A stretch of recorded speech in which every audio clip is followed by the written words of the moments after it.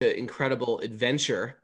What was your journey into yoga and how did you connect with it? And was there a pinch of the material world? Were you naturally attracted to it? You're from New York City. Can you share a little bit of what was that current that was drawing you toward forward? Jai Shri Krishna, Jai Shri Radhe. I'm so happy to be here on this auspicious day, the summer solstice, June 21st. And it also happens to be David Wright's 70th birthday. Just wanted to say that before I will get to answering your question, Raghunath-ji. But it is a very auspicious day. And you know, the word auspicious means bird talk. In the olden times, we human beings paid attention to what the animals said. And when we had a problem or we had to make an important decision, we would look to the birds and other animals to help us make that decision. And so the word auspicious, actually, it's from, I think, a Greek or Latin root, and it means, auspice means bird. So auspicious means the message from the birds. So Radhanath and I today are giving an auspicious talk, meaning that we're giving a talk for bird brains. And we hope that what we say won't be taken as flighty and up in the air too much, but will be received very well. So how did I come to yoga is your question. I don't really know the answer to that. I do know that as a little girl, I was very interested in getting closer to God. And as I grew older, I started to read books. I still am very much of a bookworm type. And I came across books about saints, this old scriptures, Bhagavad Gita, actually. When I was a very young person, I worked in a spiritual library as a volunteer. And I was very honored to be in the midst of Patanjali's Yoga Sutra and many wonderful books. And it was through books that I really found the yoga teachings. And that was New York City? And no. I was born in Washington, D.C. Yeah, on July 4th. Well, we are ready on 4th of July. Well, we are ready for your whole journey home. When you pen it, we'll be eager to read it. Maharaj, may I ask you a question? Sometimes I see when I visit you in Mumbai, there are so many people moving around. There are so many people in the ashram. There's so many guests coming on a regular basis, flooding in. And I wonder if he ever misses living in a cave. If you're not a people person, or even if you are a people person, it can get overwhelming with so many people. And then when you organize an institution and an organization, even right down to a couple being organized, it's a lot more difficult than just living alone. How do you find the balance of being around so many people that need so much organization and so much direction and so much outgoing energy and so many different minds? And then of course, politics will always sneak in. How do you do that, but not get sucked up in the politics of things? How do you retain a spiritual peace of mind? how do you walk that tightrope, Maharaj? I'm hoping and praying someday I could actually do that. But we could all try our best. That's something that we can do. We can try our best, and with the grace of God, then everything is possible. But in my own life, it's really important to have that little cave where we can go inward and take that journey within. And then with the strength, with the grace that we are nourished within, we can share that in our activities without. And that's the idea of sadhana, or a spiritual practice. And I try to spend at least a few hours a day where I'm doing my meditation on God's names, on doing my japa, kirtan, prayer. We all have a particular spiritual practice. In my tradition, it's very much based on connecting to the supreme source of everything and everyone through the chanting of mantras. So when I chant this mantra, when I perform kirtan in a mood of sincerity, and when I study sacred texts, I'm in a cave where I'm really in the presence of the supreme lover and the supreme object of love. And with the nourishment I gain there, and when the nourishment I gain from being with people like both of you, satsang, their spiritual strength. And then, whatever uncertain, ever-changing, turbulent times and situations come in our life, we have an inner connection that gives us peace and clarity, and most important, compassion. And that's what we're striving for. And I can't say I'm there, but I can say I'm striving, and I'm so grateful to have been given the tools that help me to better serve others in this way. Our dear friend Julia Butterfly Hill, she coined this term spiritual activation, which I particularly very much resonate with. And it's what Maharaj, you've just been describing in such a beautiful way, how to become spiritually activated by going within. Julia, when she first came down from the redwood tree, she was an activist. She is an activist. She lived for over 2 years in a redwood tree in Northern California to stop it from being cut down.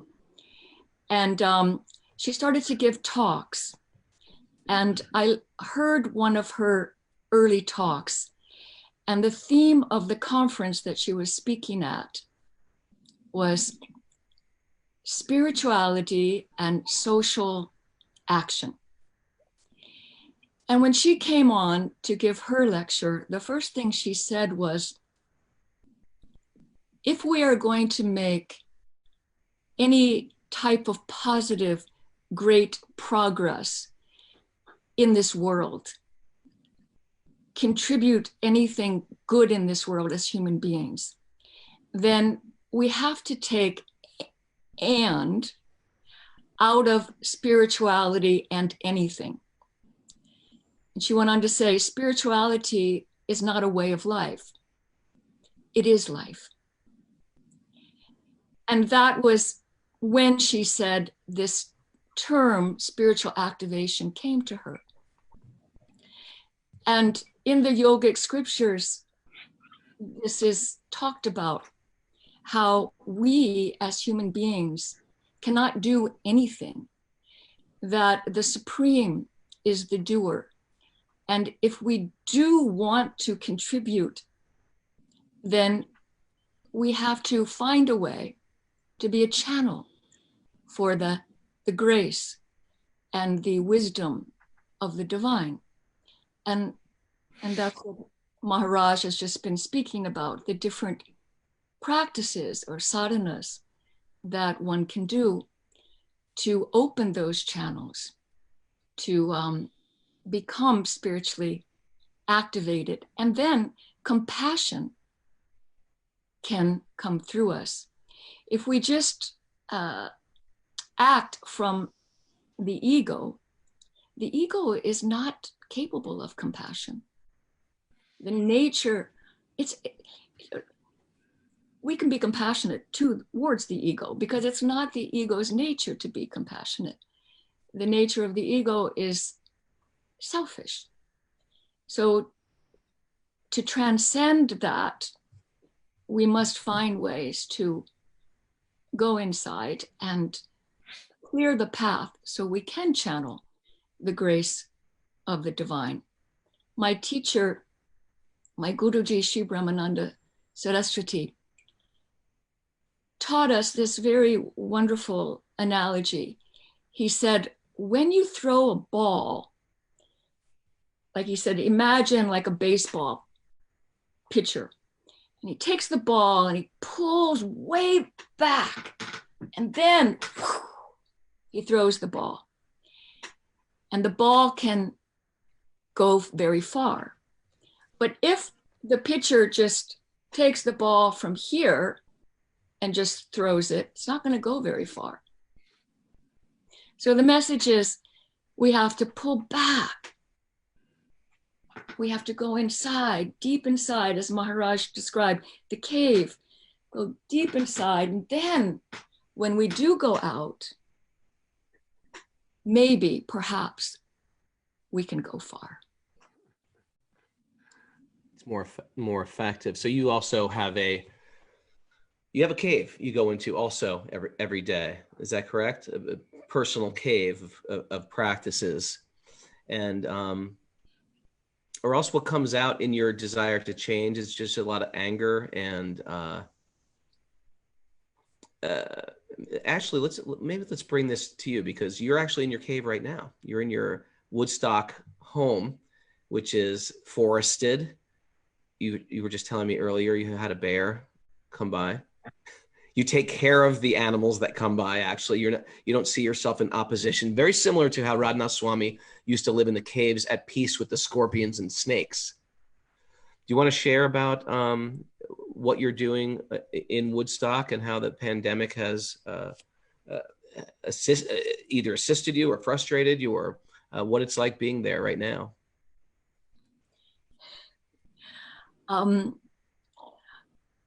David and I have been in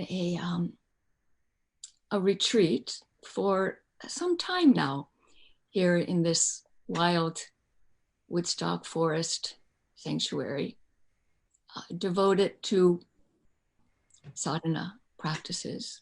Yes, we do take care of the wild animals. We protect them from poaching. Unfortunately, there is poaching that goes on in this area. Poaching means people hunting them, taking the lives of defenseless animals. Yes. Mm-hmm.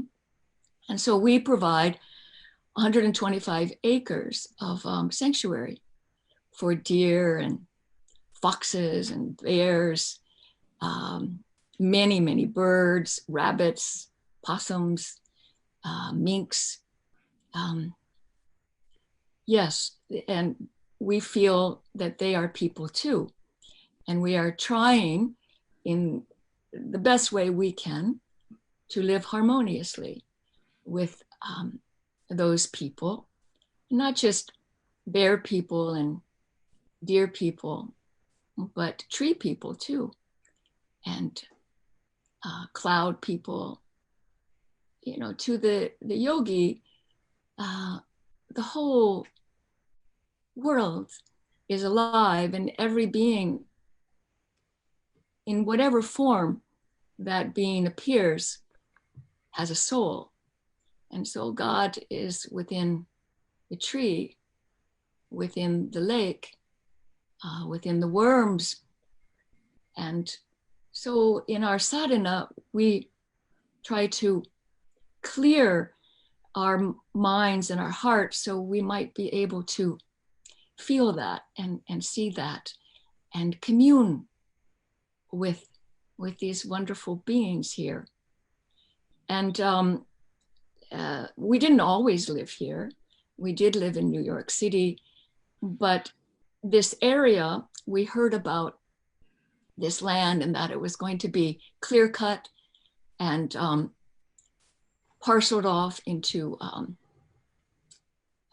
sections for homes. And so we thought we would do our best by, instead of protesting, don't do that, and getting angry, we thought, well, what can we do? And so we bought this land. We got a very horrendous mortgage, but we did it, and we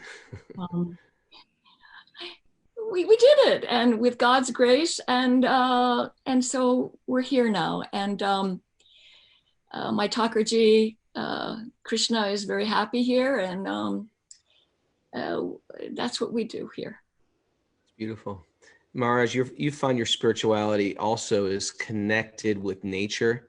The Govardhan Eco Village is a 100-acre sustainable community outside of Mumbai. Matter of fact, that's where I saw Padmaji last. I take groups there every year, and it is like, it's sort of like a cutting edge, sustainable build. Sometimes if you say we're going to an eco village, people think mud huts.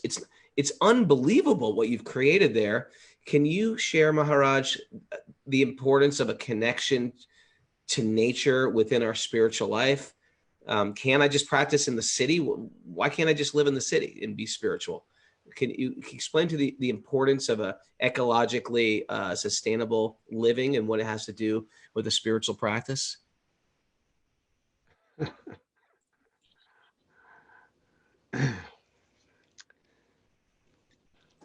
Thank you, Raghunath, for your gracious words.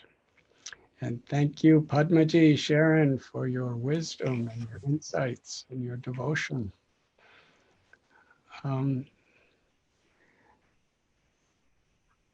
Whether we're in a city or whether we're in a deep forest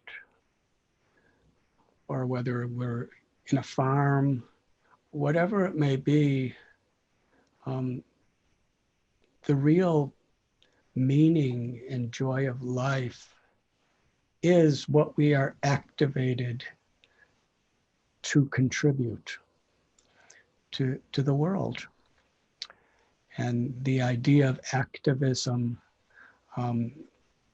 when we, as Sharon was saying, when we speak and act in the mood of being instruments of God's love, with compassion and respect for life, respect for nature, then we really find the meaning of yoga. We find an inner connection, and through that inner connection, a connection with everything external as well. Going into nature, developing something like this eco-village that you're speaking about is a model which tries to show the beauty and the importance of living in harmony. Living in harmony with the sky, living in harmony with the animals and the insects, and living in harmony with all of the vegetation, and living in harmony with other humans. Padma was talking about how today a bear came to her house, and I used to live in caves where there were leopards and bears and snakes. And one of my realizations is dealing with humans is more unbearable than being with bears. Because there's an ego situation that comes. But we can, when we transcend our own ego, we can actually transcend the egos of others. And that means harmony. Yoga means to harmonize the body with the mind, with the heart, and with the soul, the living force. That's who we truly are. And in that harmony, we find harmony with God, we find harmony with all of nature, and we find harmony with all living beings. When we actually connect to the most essential quality of our true self, which is love, then we're activated by a spirit of compassion according to our capacity and according to our role. And that could be done in a city, that could be done in a village, it could be done in a forest. It's a matter of that interconnection. But what is universally as important is respect for nature, because all nature is life and everything's interconnected in this principle of life. We see it that Sarva Loka Maheshwaram, Krishna's words, that all of creation is the energy, the gift of God. So seva, the idea of service, the idea of yoga is we don't exploit the things of nature.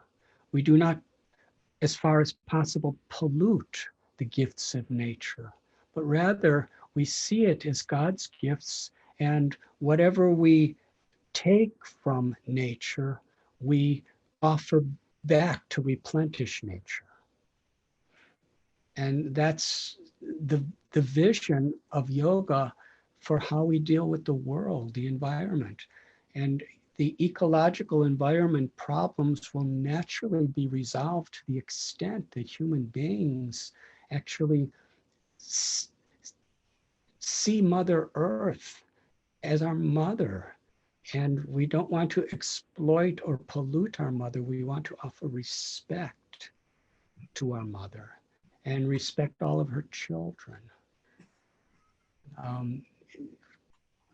Compassion to other living beings is declared in the yoga scriptures to be the highest form of yoga, the highest form of religion, and the highest way of expressing our love for God.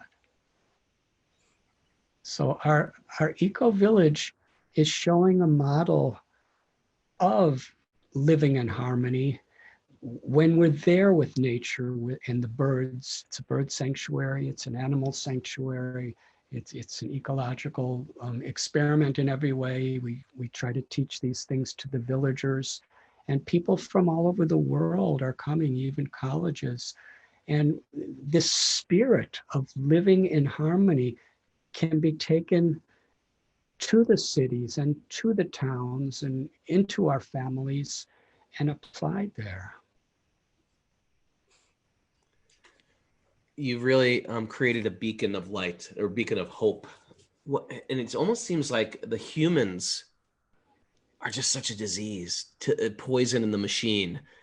And now that we've gone through this pandemic, so many things are coming up. We can see the water in Venice we never saw before. The Ganga that we've been trying to figure out how to get clean for years is now clean. People said they can drink the water in the Ganga.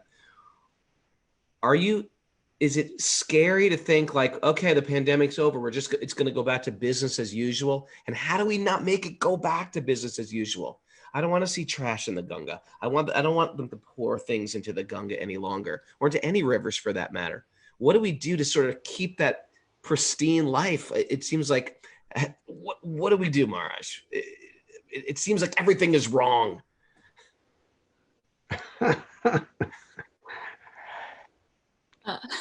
When when people come together for a higher purpose, in a spirit of respect and compassion for all life and all beings, and, then there's a great power in that unity.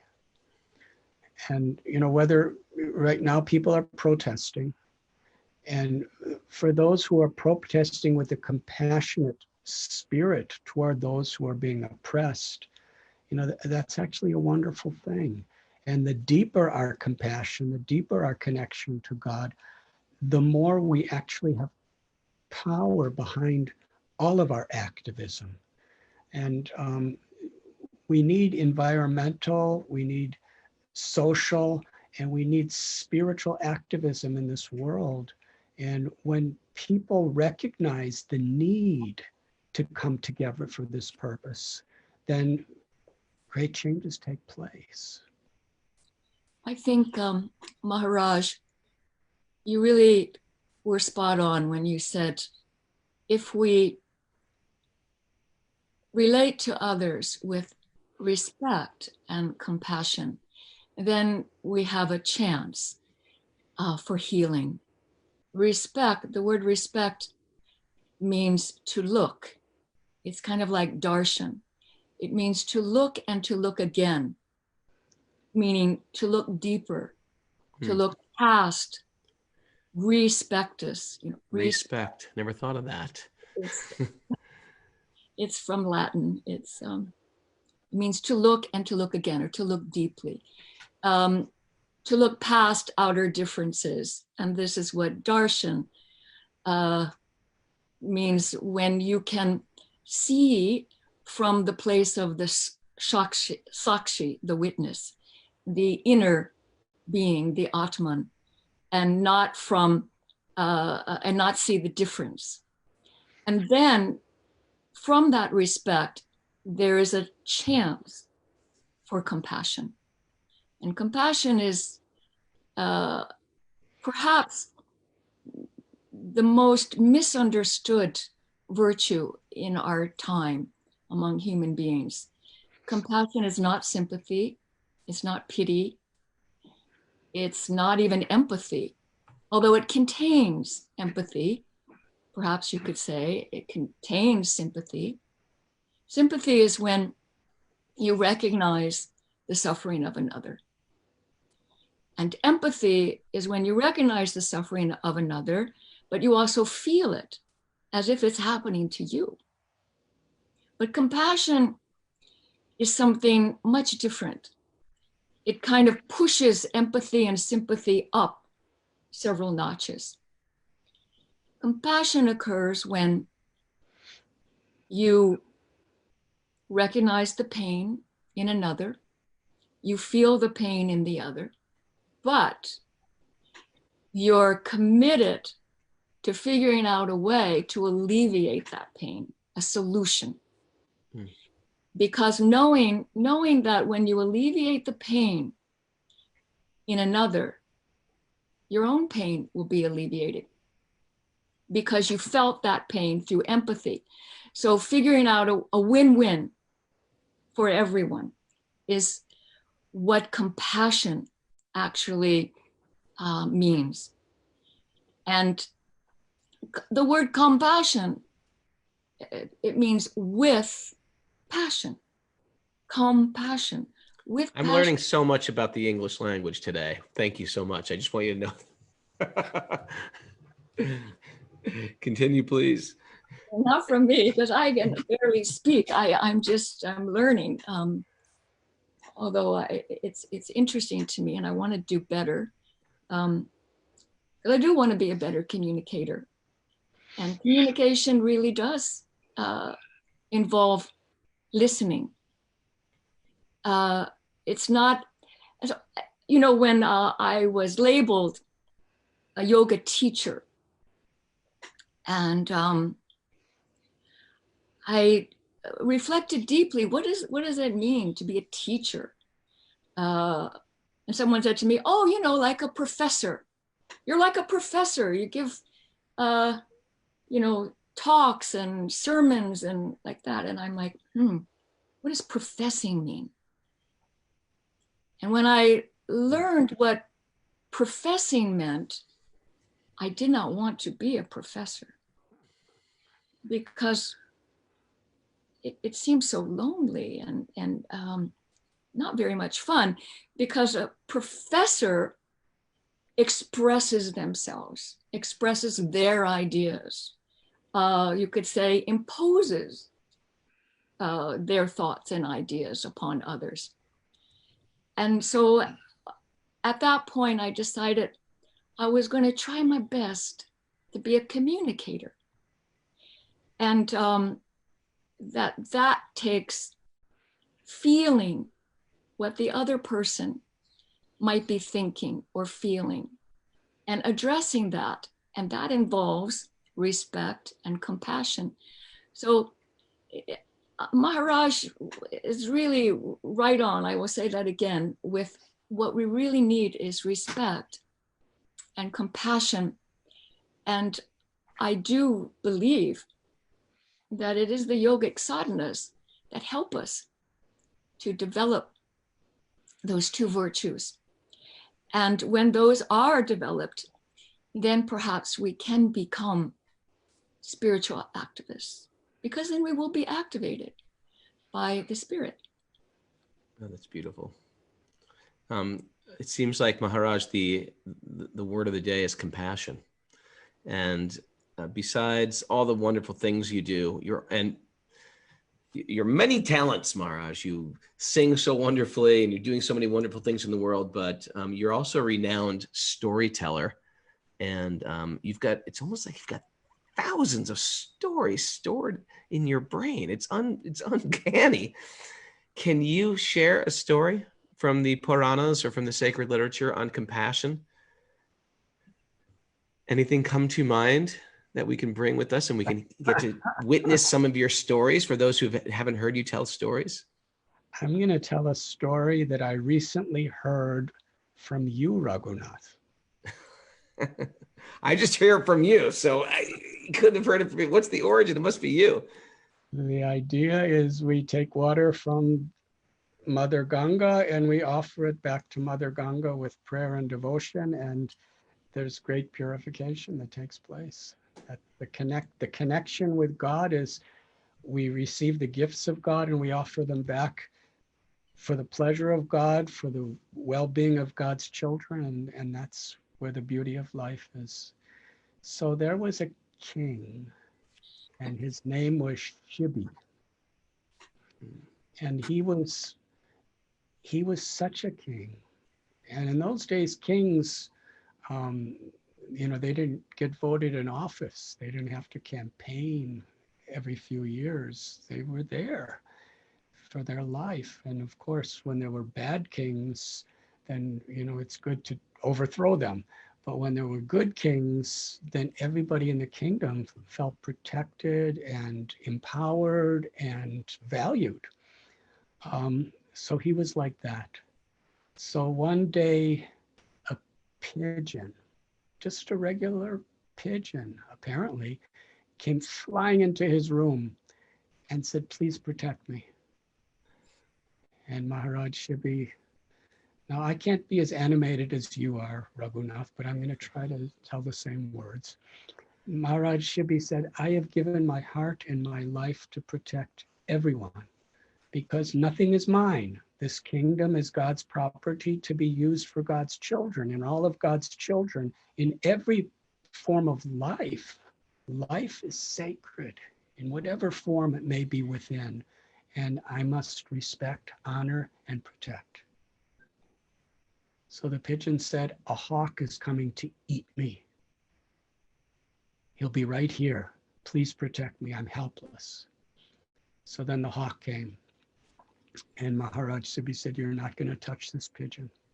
And the hawk said, "Well, what about me? I'm also a person, and I'm also a citizen, and I'm a hawk, and my natural food is pigeons.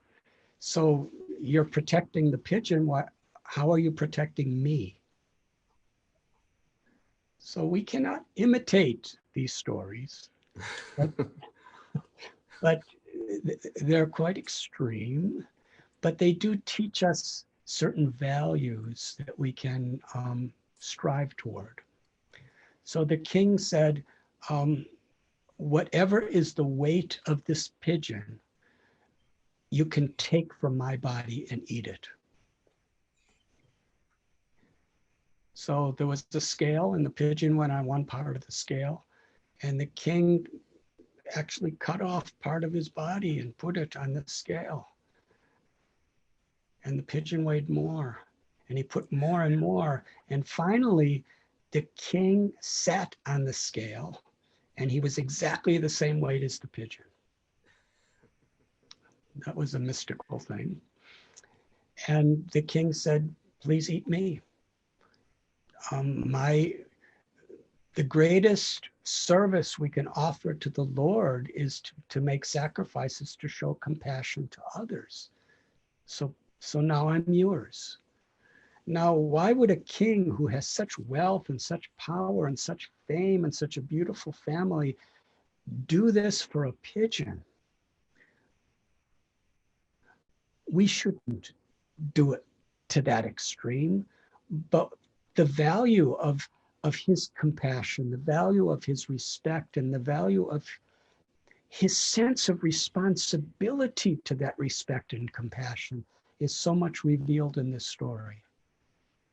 So at that point, and he was actually willing and ready to give his life for someone who most of the world would consider insignificant, but he didn't see. He saw that pigeon as a child of God. At that point, the pigeon and the hawk both transformed into devatas, very great enlightened beings. And they told Maharaj Sibi that we have done this just to show the world what it means to truly be compassionate. What are the real qualities of a leader? The Bhagavad Gita says, Yad yad acharati srestas tadarevitirojana. That what leaders do, people follow. The mother and father are leaders of a family. The teachers are leading of a classroom. The politicians and government officials are leaders of the country. That there's spiritual leaders. There's leaders on so many levels. But the most important thing for a leader is to demonstrate and give an example of character. The type of character where we're not leading to serve our own selfish interests or our own ego, but our leading is based on the principle of what Sanskrit calls seva, or actual service to others.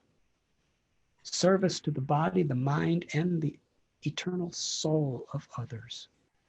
Mark, this brings up two questions, one for you and one for Padmaji. But first I'll go with you. How do you know when you're serving, this may sound crazy for a person practicing bhakti, how do you know when you're serving too much at the cost of your own life? This sounds like a sick, codependent relationship. A woman or a man is serving their spouse at their own and giving up part of themselves, their own self-care, their own careers, their own life. How do you know when your service has gone too far? What's the fine line that we can use? Because we all want to be of service, but we don't want to be, I'm speaking from sort of a Western philosophical place. We don't want to be a doormat. Or do we want to be a doormat? Do we want people to walk all over us? Is that a good thing? Or is that our mood?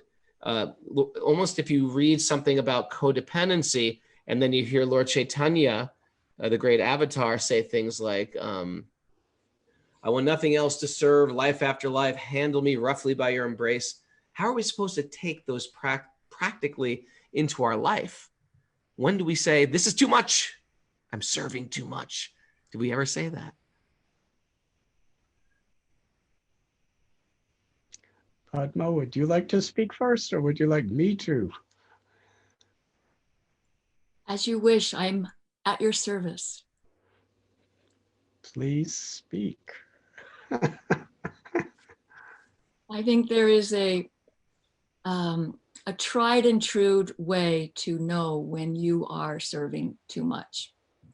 from a spiritual point of view. When you see yourself as a victim, you see, an enlightened being and a victim, never the twain shall meet. They cancel each other out. So to be an enlightened being,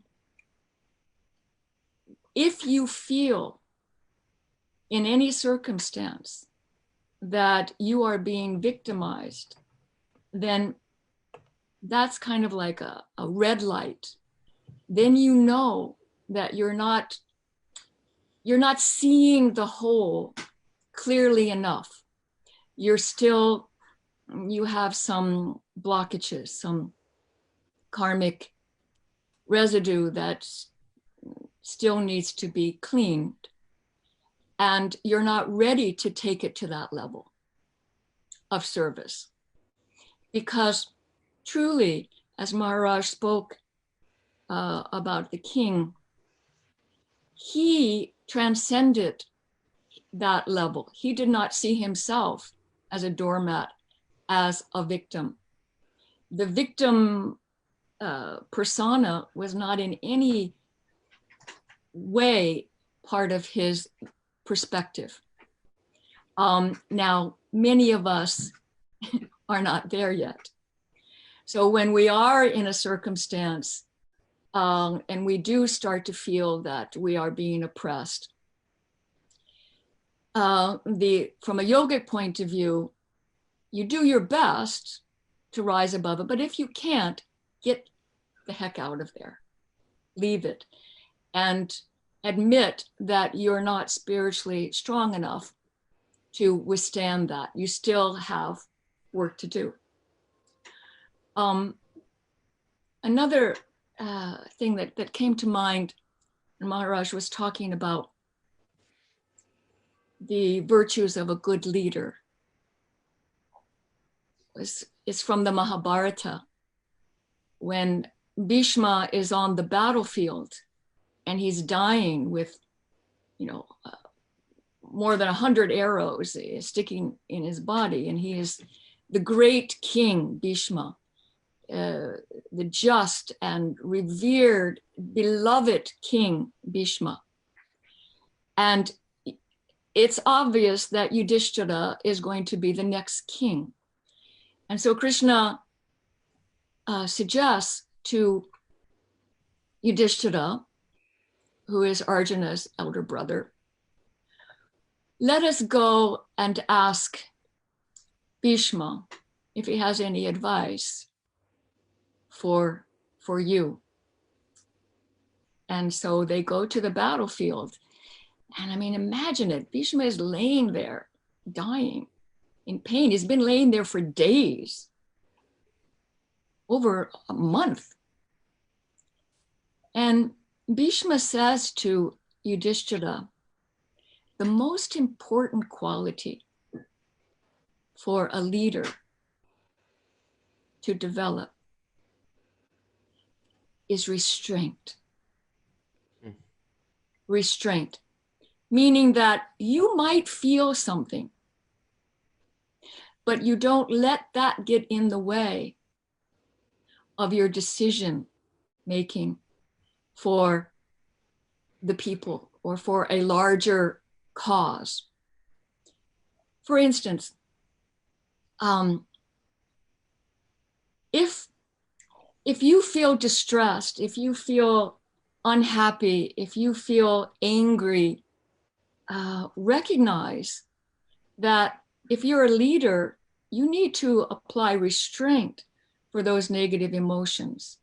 You need not profess or express everything about yourself to everybody. Those are things that you need to go in your cave, go into your sadhana, and work on, because they are not helpful to the people who are looking to you as a leader, whether it's a political leader or a spiritual leader or the leader of the football team or the basketball team. Restraint. And one of the ways that allows us to develop this restraint of our negative emotions is to remember the teachings that our true nature is happiness. And so if we're visited by negative emotions like anger, like feeling a victim, like feeling sorry for ourselves, or feeling sad, or in despair or confused, that these are not real. These are passing phantoms.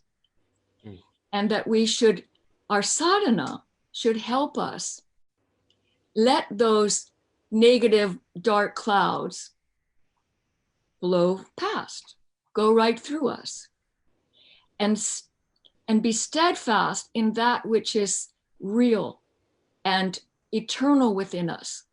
And that is the happiness, the joy of our soul, the Atman. So from that point of view, there's actually never, ever any good reason to be unhappy.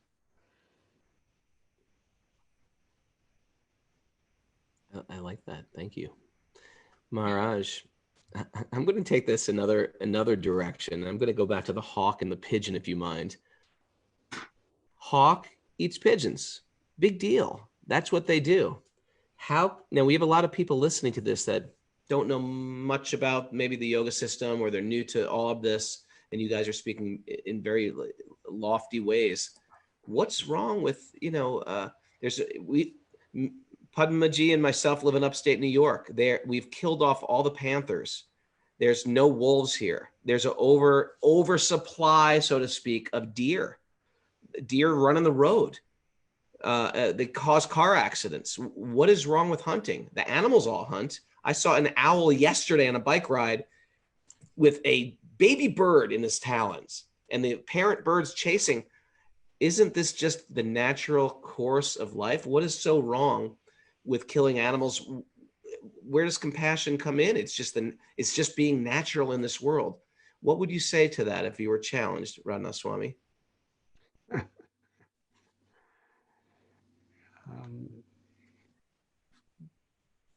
What you're saying, being natural.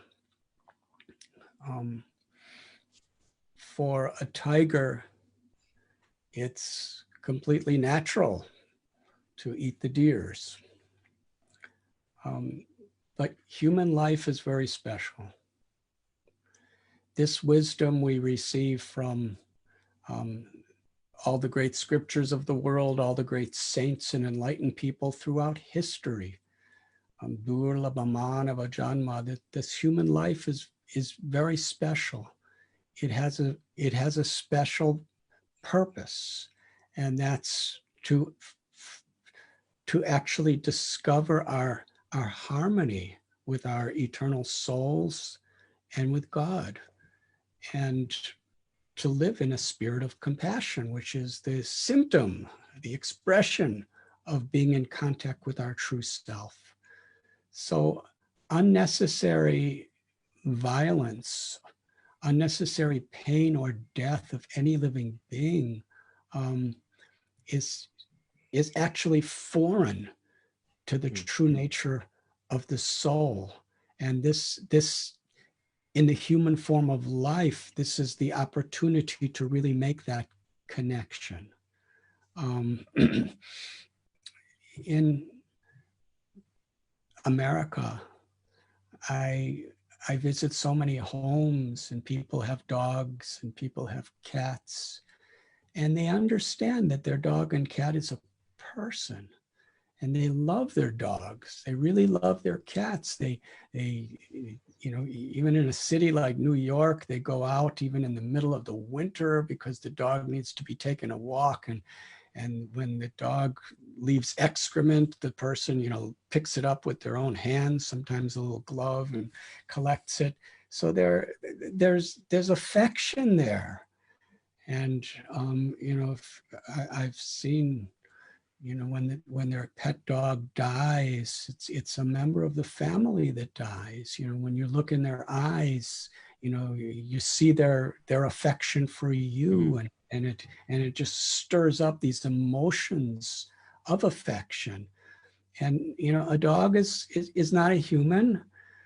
A dog, and there are countries in the world that regularly eat dogs. We don't in our country because we are kind of conditioned to think that they're pets. Now, I've lived with goats and I've lived with cows, and when we actually get to know them, when we look in their eyes, they have the same love for life. They have the same love for their children as we do. Maybe not as intellectual, but they do. And when we actually are in communication on a heart level with these various animals, then we understand that they feel pain just like we do. And they're searching for pleasure and safety just like we do. And they love their life as much as we do. And respect for animals, respect for different races and nationalities and religions within the human society. Our tendency is we isolate ourselves according to our own identity, and we think that I'm worthy and these people are not worthy. And that's what we're seeing in the form of racism today. Just an insensitivity toward humans that are different. But the same principle is there, insensitivity to other life living beings that are different. And that's really the responsibility of a human being, is to raise one's consciousness to actually respect and be an instrument to protect life, not to unnecessarily destroy life. Raghunath, Unnecessarily. I was going to go to you, Padmaji. Then what do? You got to live. You got to mow that lawn in Woodstock. There's frogs and there's bugs, and even to garden, sometimes something's dying. How can you be truly nonviolent in this world? Well, first thing, we keep our lawn unmowed. But besides the point. Lions, tigers, it is natural for them to eat other animals. But does that mean that we have to do what a lion does? We have a choice. We don't have to eat meat. Physiologically, we survive and actually thrive better on a vegan diet, a completely animal-free diet.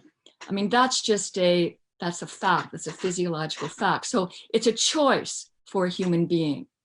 And it's a choice to be cruel.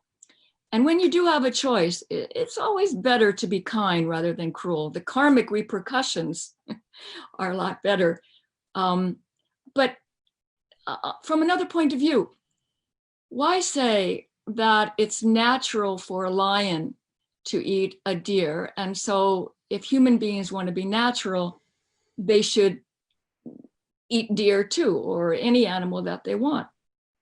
Why cite one thing that a lion does? Why not cite a sheep? A sheep doesn't eat, a sheep's eating grass. Yeah, I mean, why say, okay, if a lion eats meat, then I have the right to eat meat as a human being. Lions don't drive around in cars. They don't live in houses. They don't wear shoes or clothes. Why just, then why not just do everything that a lion does? Why choose just one thing and use it as your argument? It's a pretty flimsy argument. Yep. In the courtroom, I think. That's good. Maharaj, then what's the point, Radhanath Swami? Why are we even living in these houses? Why don't we just bring it back and go back to the caves? Are we? I'm playing the devil's advocate here, so I'd like to see, is that where we're headed? Is that where we're headed? We have to tear it down and live in primitive ways? Would that be the more compassionate way to go?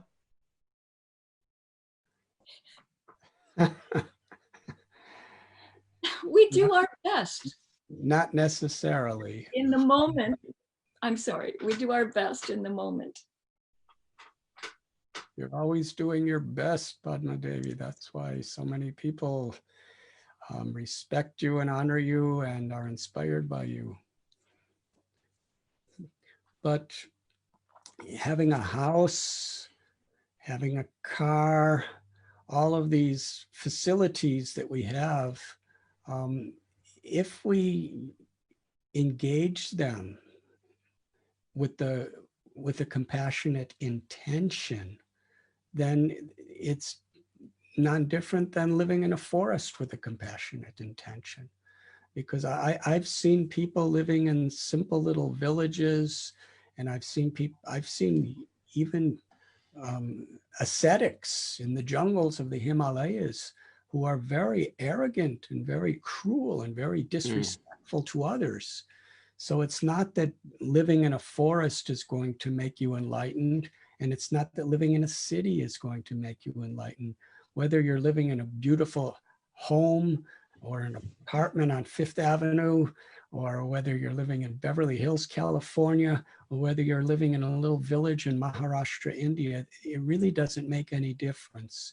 The real enlightened pursuit is that this is God's property, and my body is God's property, and other people are God's children, and let me raise my family according to these dharmic or moral spiritual principles beyond sectarian ideas, and let me utilize what we have, in harmony with this mindset, this spiritual principle. Compassion, humility, love are states of mind. They're actually states of consciousness that are meant to activate our actions and our words. And the idea of yoga is, the idea of spirituality really is, our actions are in harmony with what is favorable toward that connection within. And our spiritual practice is to make that connection so that our actions and words will be in harmony with that. As Padma has so wonderfully said, we have as human beings free choice. The lion doesn't have free choice. It's in its natural setting. We have not seen lions choose to be vegetarians, because really, according to their state of consciousness, they're not really able to feel so much the suffering that they're causing others. But as human beings, we have that capacity. And we have that freedom of choice to live in a spirit with the most possible respect and compassion. And the more we understand para dukkha dukhi, the more we understand what it feels like to suffer ourselves, what it feels to be fearful of our lives ourselves, we impose that same state on the birds and the animals and the trees and every race and variety of human beings. A elevated life, an evolved life, is not on the basis of how much money we have or how many votes we get or any of that stuff. An evolved life is, how our character is actually based on respect and compassion for others and actual, love for God within our hearts. And that's what the world needs to understand. And then naturally we will respect the feelings and the life-loving qualities of everyone. So what I'm hearing you saying is, doesn't matter really what you have or where you're living. It's the real change of the consciousness that is what's turning a person on in their spiritual life. You could be angry or envious and living in the forest. I mean, we live upstate. There's a lot of very angry people that live in the countryside. The trees don't make everybody saints. And at the same time, we know in New York City, there's some incredible people at the center that you direct in New York City at the Bhakti Center, incredibly inspiring people that I love to be around. And at the same time, where there's the greatest need, there's the greatest opportunity to serve. And for some people, their calling, they can show more compassion living in the middle of a city if they're organizing and activating their values. One time, George Harrison from the Beatles, he approached my beloved guru, Srila Prabhupada. And this is when the Beatles were very much, at their crescendo. And he said, I want to leave this music and just come to the ashram. And Srila Prabhupada said that bhakti, that dharma is not about changing your position or your role. It's about changing your consciousness. So God has gifted you with incredible skills and arts as a musician. And he's also gifted you with so much fame and influence over others. Just utilize all these things in a spirit of compassion to enlighten people. And that's much higher than living in an ashram or going to the forest. And he did that. We have a friend that has come to say hi to all. Thank you. She's saying thank you. And it seems like the more you live in this compassionate way, the more you naturally simplify anyway. And I was wondering, we have to wrap it up, but I want to thank both of you. And I was wondering if you could both leave us with some mantra. It doesn't have to be a Sanskrit mantra. It could be an English phrase that we can hold on to today. Padmaji, would you like to, do you have something in mind, that a word, a phrase that we can take with us today? Shri Krishna Sharanam Mama. Krishna is my refuge. That is beautiful. Thank you. Radhanath Swami, anything for us to take with us? The Maha Mantra, which is a prayer to love and to serve. Hare Krishna, Krishna Krishna, Hare Hare, Hare Rama, Rama Rama, Hare Hare. Thank you so much, both of you. Jiva Mukti Yoga co-founder, Padmaji, Sharon Gannon, thank you so much for all that you do. You're so appreciated, and I'm happy to have you in my life. And Radhanath Swami, spiritual inspiration for myself, for my family. The Govardhan Eco Village, incredible place. And the Bhakti Center in New York City, thank you so much for joining us. And happy International Yoga Day to everybody and all the fathers out there. Happy Father's Day. And because it's the summer solstice, happy Summer Solstice Day. And Padmaji and Radhanath Swami, thank you for leading us all. You guys are all parents to all of us, and we're very grateful for everything that you've given to us. Namaste, Haribol. Thank you, Padma Devi, Sharon Gannon, for being such a light of joy to so many millions of hearts. And thank you, Raghunath, for being such an inspiration to people throughout the world. Thank you so much. You're very kind. And thank you to all the viewers of today's event. And may our beloved Lord, may our beloved ultimate object of love shower blessings and grace upon each and every one of you. Haribol. Thank you. Thank you.